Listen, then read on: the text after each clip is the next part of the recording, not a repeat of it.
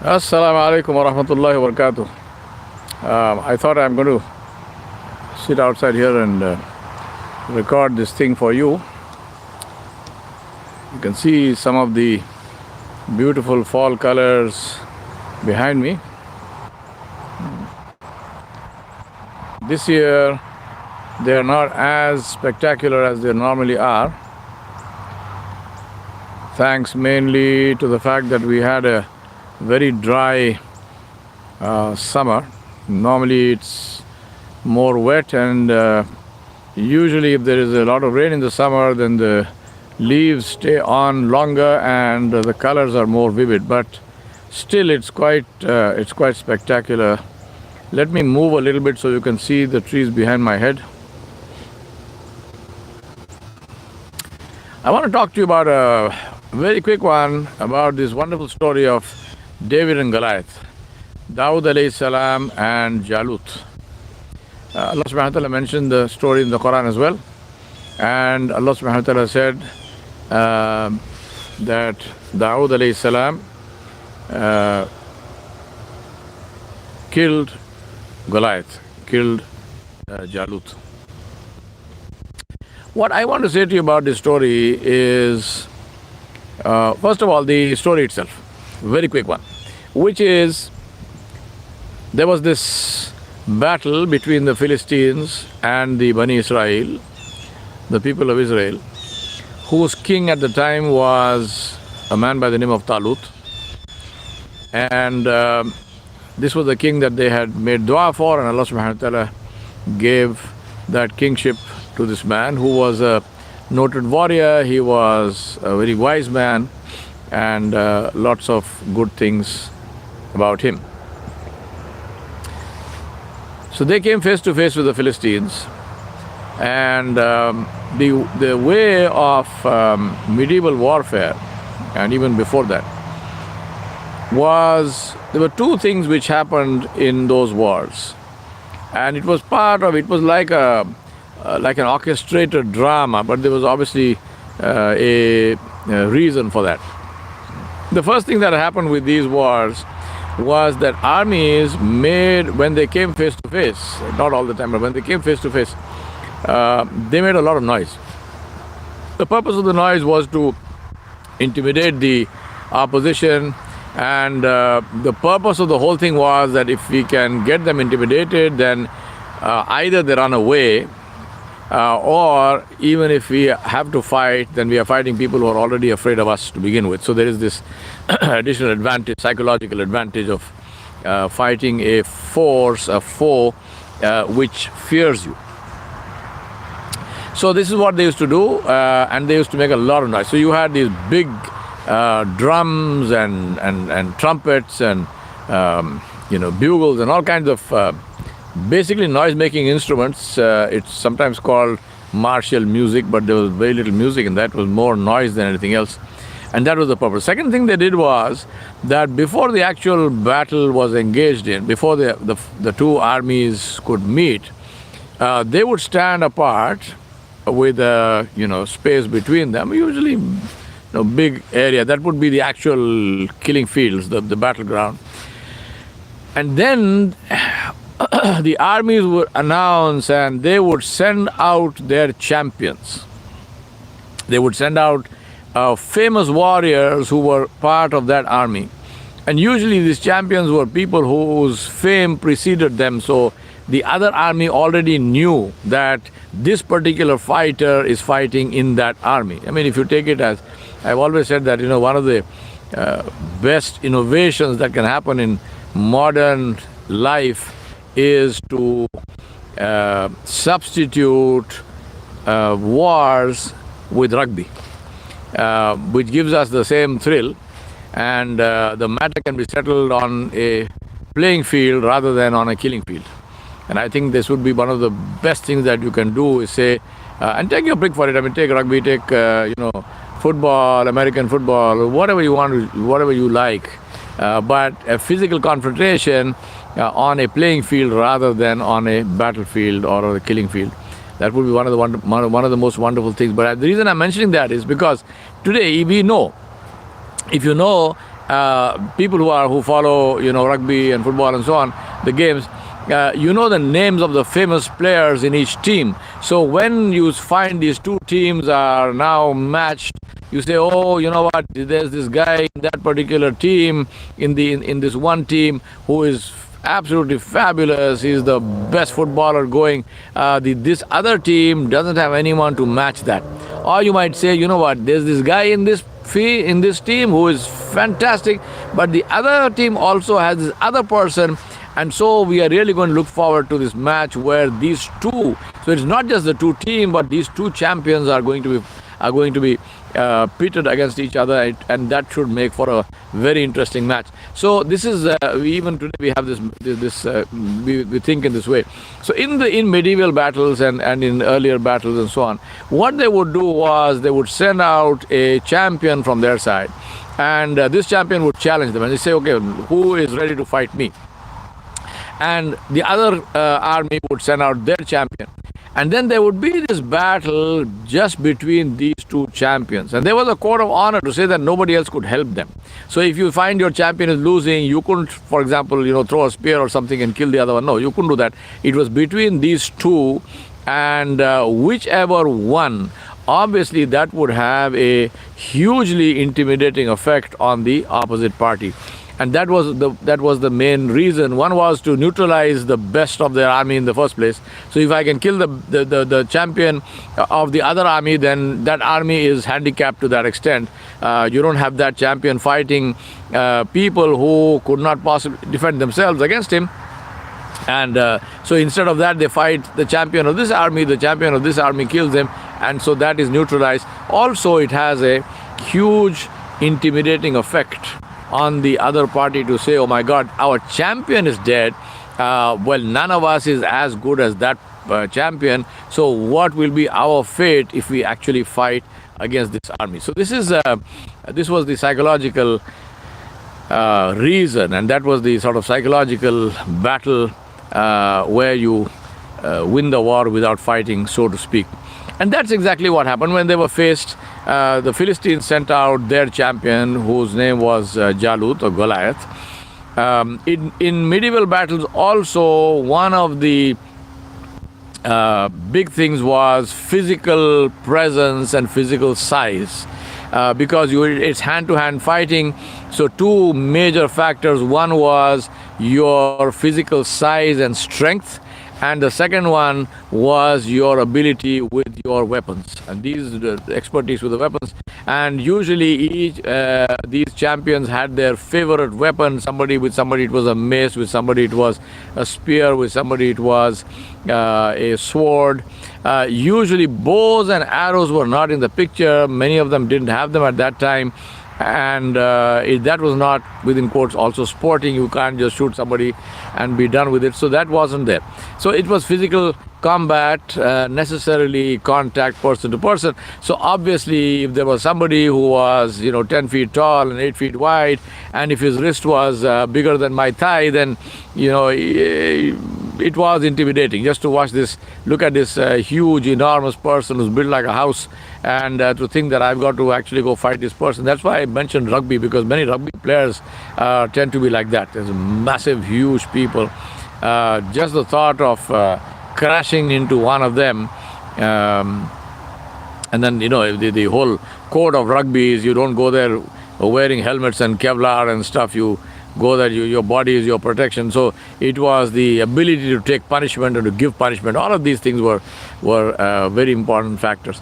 So now here was Goliath, and Goliath was enormous. He was a huge man, very, very strong, very big, and he was completely encased in armor, and he had his sword. He's a big broadsword, and he came out there and he calls out, and the Philistines call out and say, well, who is the champion of the people of Israel? Who are the Muslims of the time, the Bani Israel? Who is the champion who is willing to fight our champion? So the king of Bani Israel, the commanding general Talut, he announced in his army, he said, who is ready to go fight Goliath? and there is silence. There is absolute dead silence. Because people know, I mean, who wants to go and die? It's simply like saying, who wants to go and die? Here's this Mack truck. Who wants to go stand in front of the Mack truck? You know, the only thing that's going to happen to you is you're going to get flattened, right? Who wants to get flattened? So obviously there was no enthusiasm in that. Now in that process was this young boy called David, called Dawood. Later on he became a Nabi. Allah subhanahu wa ta'ala made him a Nabi, and so he's Dawood alayhi salam as far as we are concerned. Now, Dawood alayhi salam was one of three sons of one of the elders of Bani Israel. His two brothers were soldiers in the army. Dawood himself alayhi salam was not a soldier. His father sent him. He said, go help the soldiers and help people in whichever way you can, and report back to me about the happenings in the battle, but don't fight. So that he was not a soldier. He hadn't been sent to fight. His job, his normal work was that of a shepherd. Now, if you look at shepherds even today in Africa, in the Middle East, and so on, there are two things that identify shepherds. One is the staff, the shepherd's staff, and you see this in the case of Musa alayhi salam. He and his asa, his staff. So the staff is something that they rest on, and Musa alayhi salam, this whole conversation in the Quran about Allah subhanahu wa ta'ala asking Musa alayhi salam, "Wama tilka biyaminika ya Musa," what is in your right hand, O Musa? And Musa alayhi salam then talks about his staff. This is my staff. This is what I do. I beat down the leaves of trees for my ghanam, for my sheep, and I take rest on this staff.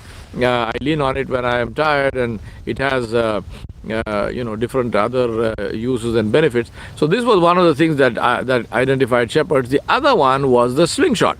Now the slingshot is not the those are my Urdu speaking and Hyderabadi and Indian friends. It's not the gholel. We have this thing which is a white stick with rubber bands tied on it, and you pull it, and that's a plaything. The slingshot of the shepherds of the Middle East, as well as in other places and also in Africa, you can still see them, was a long leather thong, which had a cup in the middle. Now the cup was also made of leather. It's the same thing. It was a flattened piece, a broader piece in the middle, and then two leather strings or thongs. The whole thing was probably about 2 meters or so in length. So when it was folded, it was 1 meter.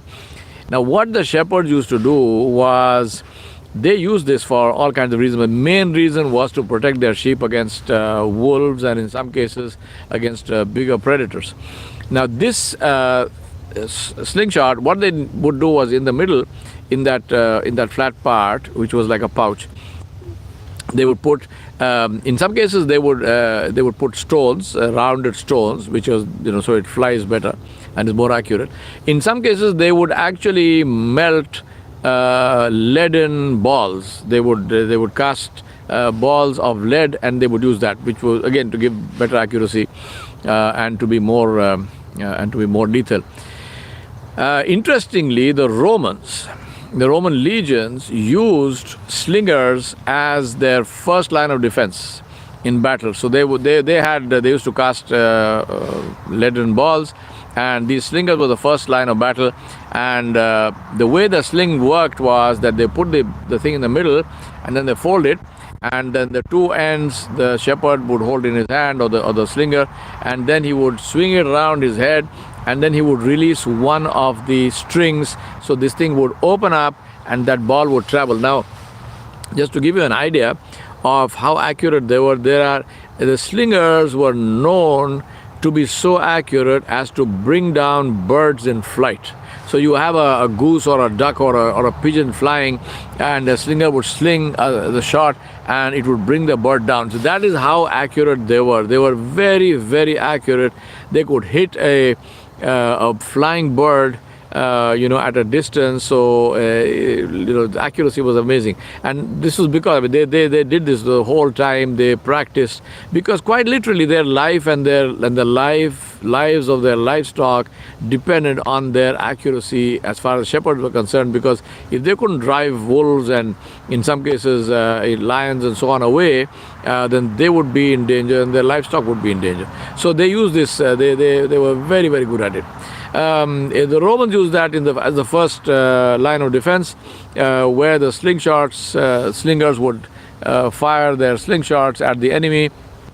They would drop a lot of them, and then the second line of defense of the Romans was javelins, which each soldier carried one, of course, but sometimes two and three, which they would throw. And after that, the legions would meet the opposing forces, standing shoulder to shoulder with their shields locked together, and those shields were about 6 feet tall. They were an enormously big shield which completely shielded the soldier, and they would lock the shields, and then the operative weapon there was the gladius, which was the short stabbing sword that was the main weapon of the Roman legionary.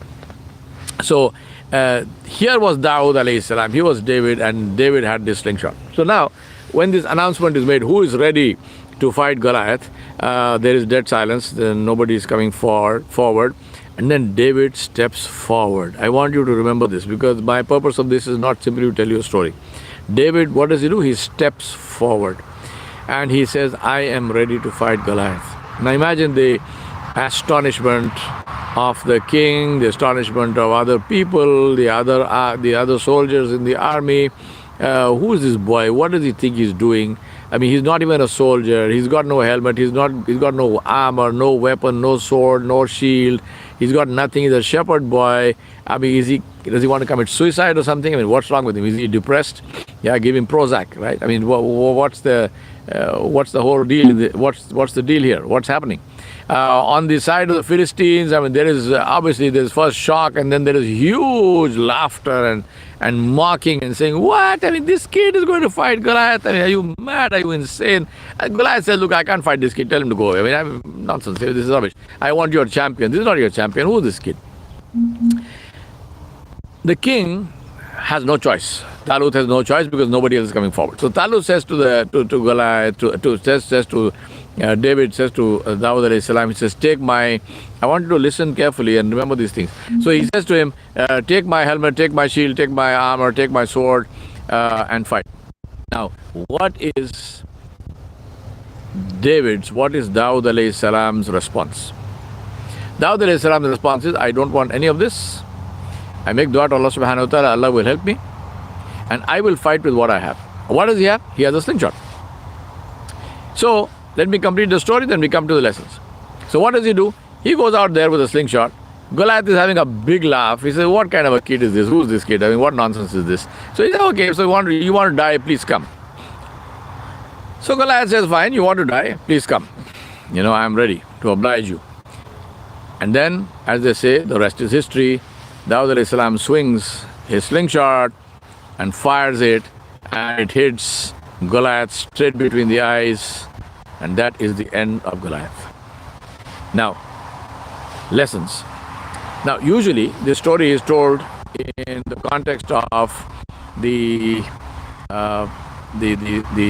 victory of the small one, the victory of the weak over the strong. The victory of the small one over the big one, the victory of the oppressed over the oppressor. But I want to tell you the story in a different way. I want to tell you that, yes, the two adversaries in that situation, David and Goliath, Dawud alayhi salam and Jalut, yes, they were mismatched. Yes, they were not equal, but they were not equal not in the way that you have been told the story. They were not equal actually in the opposite way. In that story, you know who was the strong one? Dawud alayhi salam, not Goliath. Goliath was the weak man. The difference is, Goliath did not know that he was the weak man. Now let me tell you something. Let me give you a little bit of science of this thing. That projectile from that sling, it was like a bullet out of a 38 or a 45. So imagine if I am facing Goliath and I am standing there and I have a 38 or a 45 in my hand. Smith & Wesson. I'm in the land of Smith & Wesson. It's here in Springfield. And what do people see? People see this. I don't know how many of you have seen this movie Raiders of the Lost Ark. There is a scene where there is this swordsman and this guy is the hero is trying to escape, and then suddenly he comes out of a lane, and there's this swordsman. He goes with the sword, and the hero he says, "Oh shit!" and he pulls out his revolver and he goes bang, kalas. That's the end of the swordsman. So now, who is stronger in that situation, right? You think Daud alayhi salam is weak because you do not understand the power of a sling. For you, a sling is a game. A sling is not a game. A sling is a very lethal weapon. And in the hand of somebody who can bring down a flying bird, the accuracy is 100%. And a flying bird at 100 paces, a flying bird at 50 paces versus Goliath, who is built like a house. What are we saying here? We're saying that his size has suddenly become the liability, not the strength. When you are built like a house, it's very difficult to miss you. And when you are faced with somebody who is very accurate, even if you were not built like a house, he still wouldn't have missed you. Even if you were like a bird, he would still have hit you. For him now, he can hit you with his eyes shut. He can hit you with lying on the ground sleeping. He can hit you in his dream. For him, it's not even a challenge. It's nothing. And that projectile coming at you at close range, you're already a dead man. You just don't know it. Right? So now, what are the lessons? First lesson. You want something to happen, you have to step forward. If Daud alayhi salam had not taken that first step to say, I am ready, nothing was going to happen. There was no story. The story begins when Daud alayhi salam decides to take that first step forward. So in your life, you want something to happen, stand up and do it. At the time when you stand up and do it, the second lesson is, did Daud alayhi salam know himself and know his strengths and did he know his capabilities and competence? Yes. Third lesson. Now what happens? Now Talut, his king, is giving him what he thinks are assets. Does Daud alayhi salam accept them?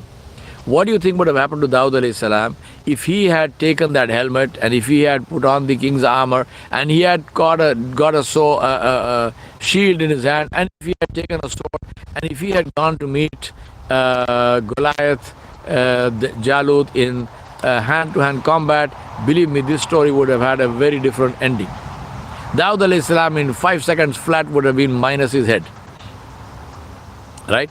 Because what is he doing now? He's taking, instead of capitalizing, instead of leveraging his core competence, instead of leveraging his strengths, he has taken on things which apparently are assets, but actually they are liabilities because you don't know what to do with them. You have no use for them, you have no expertise in that area. So you get into that, you are going to literally commit suicide. So first lesson, step forward if you want something to happen. Second lesson, know yourself very well. Third thing, stick to your core competence. I'm not against learning new things. All I'm saying is the time to learn that new thing is not when you are facing a challenge. The time to learn that new thing is not when you are in a crisis. The time to learn that new thing is when you are free to learn that new thing. By all means, please go and do that. But not when you are especially in a challenging situation. Stick to your core competence. What do I know best? What can I do sleeping? What can I do in my sleep? Do that. Don't go into something else. So Daud alayhi salam, third lesson. First lesson, step forward. Second lesson, know yourself. Third lesson, stick to your core competence. And as they say, the rest is history. From the side of Goliath, what were his mistakes? First and foremost mistake, arrogance. Goliath also knew himself. But his problem was he did not know his enemy. Whereas Daud alayhi salam knew his enemy. He could see what Goliath was doing. Goliath's assets were visible and known. Daud alayhi salam's assets were invisible and unknown. So from Goliath's side, his first mistake was arrogance. His second mistake was he did not know his enemy. So if you are in that situation, knowing the opposition is extremely important. And believe me, I'm not talking in terms of wars and so. I'm saying in business, in your life, in your work, knowing the opposition, knowing who you are arrayed against is extremely important if you want to win. If you do not understand the opposition, they will beat you because they will have things which they can do. And then when you are faced with it, when Goliath had the stone hit his forehead, what's he going to do? He has to die. He died.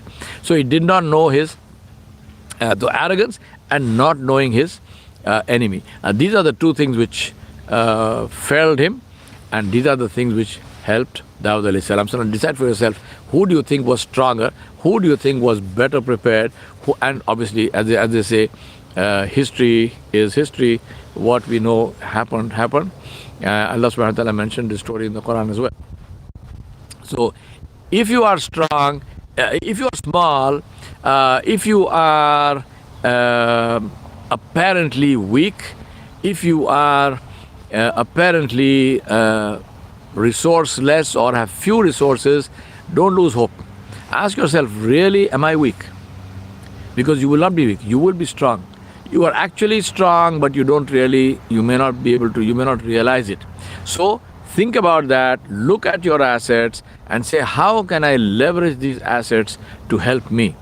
Being small, having few resources, on the one hand, if you don't understand that, yes, it's a problem. But if you understand that, the small one is more agile. The small one can take decisions much faster. The small one is more confident because he's relying on himself. He's alone. I spend a lot of time in the bush. And in the days when I used to hunt, I used to go into the forest. I always liked to go alone, because I didn't want the responsibility of looking after somebody else who doesn't understand the forest, who's going to freak out, who's going to do something, maybe make a noise at the wrong time or whatnot. I am responsible for myself. I'm confident. I know what I can do, what I can't do. And therefore, that's what I did. And I'm sitting in front of you. So, obviously that was the right decision. I'm not sitting inside the stomach of a lion or a tiger. So the point is that it's very important to understand yourself. This is the whole secret of entrepreneurship. And that's why I said, let me share this with you. Being an entrepreneur, for me, I have been an entrepreneur from 1994, full-time entrepreneur from 1994 onwards, part-time from 1983 onwards. And from 94 onwards, I have done two things. One is I work from home, always. So people today say, oh, but in COVID we work. I've been working from home from 1994 onwards. And I never regretted a day of that. You have to be disciplined. You have to, the beauty is, you are responsible for yourself. There's nobody to blame. So you learn to be confident, you learn to learn lessons, you learn to own up your mistakes, you learn to improve on yourself, and this is a constant journey throughout your life. Today I'm 65 years old and I continue to do that by myself. I do my work and therefore I'm more agile, I'm able to take my own decisions, I don't have anybody to blame, I don't have anyone to ask. And I love that situation. To be independent and to be confident and not to have to report to anyone other than myself. And you know what the beauty of that? Because I know I can't fool myself, I don't even try. And I am not reporting to somebody, so somebody else saying, oh, this is fantastic, doesn't faze me because I know whether it's fantastic or not. And I'm not looking for praise from anybody, and I have no one to blame me either. I do my annual appraisal. I take the numbers. What did I do? What did I achieve this year? I have that. I look at it and I say, is this good? Is it not good? What do I want to do for the next year? So this whole idea of David and Goliath, Dawud alayhi salam and Jalut, I thought let me share with you from the perspective of entrepreneurship, from the perspective of leadership. I wish you all the very best. May Allah subhanahu wa ta'ala keep you protected and keep you safe, and use this current challenge that we have of COVID and all that comes with it as a booster and as the impetus for a much better and more beautiful world going forward. And as I told you in the beginning, think about that and think about substituting wars with football. Thank you very much. Assalamu alaikum wa rahmatullah.